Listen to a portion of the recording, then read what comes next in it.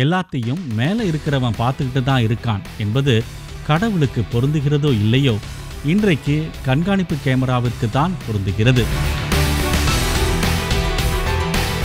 இரவோ பகலோ கொலை கொள்ளை என குற்றச் செயல்களில் ஈடுபடும் முன் குற்றவாளிகள் கண்காணிப்பு கேமரா இருக்கிறதா என்பதை பார்த்துவிட்டுதான் களத்தில் இறங்குகின்றனர். காவல்துறையினருக்கும் துப்பறியும் திறன், கைரேகை நிபுணர்கள், மோப்ப நாய் இவற்றையெல்லாம் விட கண்காணிப்பு கேமராக்கள் தான் பெரிதும் உதவியாக உள்ளது. சென்னையில் கடந்த ஆண்டில் மட்டும் 250க்கும் மேற்பட்ட குற்றங்கள் கண்காணிப்பு கேமராக்கள் உதவியுடன் கண்டுபிடிக்கப்பட்டுள்ளது.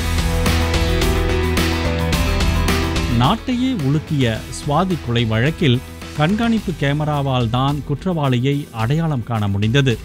போலீசாருக்கு பெரிதும் உறுதுணையாக இருக்கும் கண்காணிப்பு கேமராக்களை சென்னை முழுவதும் நிறுவ போலீசார் பெருமுயற்சி எடுத்து வருகின்றனர். கண்காணிப்பு கேமராக்கள் இன்னைக்கு குற்றங்களை தடுப்பதற்கு மிக அத்தியாவசியமான ஒரு உபகரணமாக இருந்து வருகின்றது.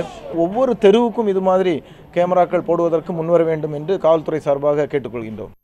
வீட்டை பூட்டிவிட்டு வெளியூர் செல்பவர்கள், வாசலில் வாகனத்தை நிறுத்திவிட்டு நிம்மதியாக உறங்குபவர்கள் என காவலாளிகளை விட கண்காணிப்பு கேமராவையே பெரிதும் நம்பியிருக்கின்றனர்.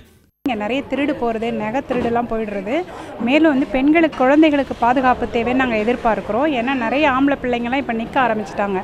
எங்கள் ஸ்ட்ரீட் பிஃபோர் ரொம்ப நல்ல ஸ்ட்ரீட்டாக இருந்தது. அந்த மாதிரி யாரும் நிற்கிறது இல்லை. அதனால் காலேஜுக்கு போகிறவங்க, வேலைக்கு போகிற பிள்ளைங்களுக்கு நடக்க கஷ்டப்படுறாங்க.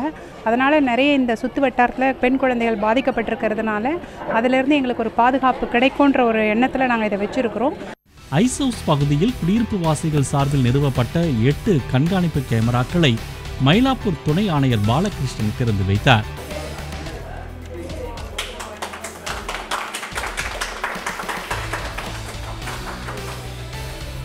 இதேபோல் டி நகர் ஜிஎன் சிட்டி சாலையில் போலீசார் மற்றும் குடியிருப்பு வாசிகள் துணையுடன் வள்ளுவர் கோட்டம், பசுல்லா சாலை, பெரியார் சாலை உள்ளிட்ட 34 இடங்களில் நிறுவப்பட்ட கண்காணிப்பு கேமராக்களை டி நகர் துணை ஆணையர் சரவணன் துவக்கி வைத்தார்.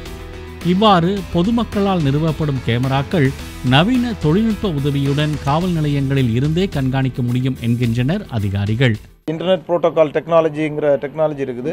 இந்த கேமராக்கள், ஐபி கேமராக்கள் நாம் இன்டர்நெட் மூலமாக எங்கே இருந்தும் நாம் பார்த்துக்கலாம். மொபைல் ஃபோனில் பார்த்துக்கலாம், இல்லை மானிட்டர் ஸ்டேஷனில் பொருத்தி அதன் மூலமாக பார்த்துக்கலாம். ஸோ அது மாதிரி ஸ்டேஷனுக்கு லிங்க் பண்ணி ஏதாவது சந்தேகப்படக்கூடிய நபர்களுடைய நடமாட்டம் இருந்தால் உடனடியாக காவல்துறை தானாக கண்காணிப்பதற்கு வசதியாக நாம் செய்ய முடியும். இதுபோன்ற கண்காணிப்பு கேமராக்கள் சென்னை முழுவதும் பொதுமக்கள் பங்களிப்புடன் துவக்கப்பட வேண்டும் என்றும், இதன் மூலம் குற்றச்சம்பவங்கள் குறைய வாய்ப்புள்ளதாக காவல்துறையினர் தெரிவிக்கின்றனர்.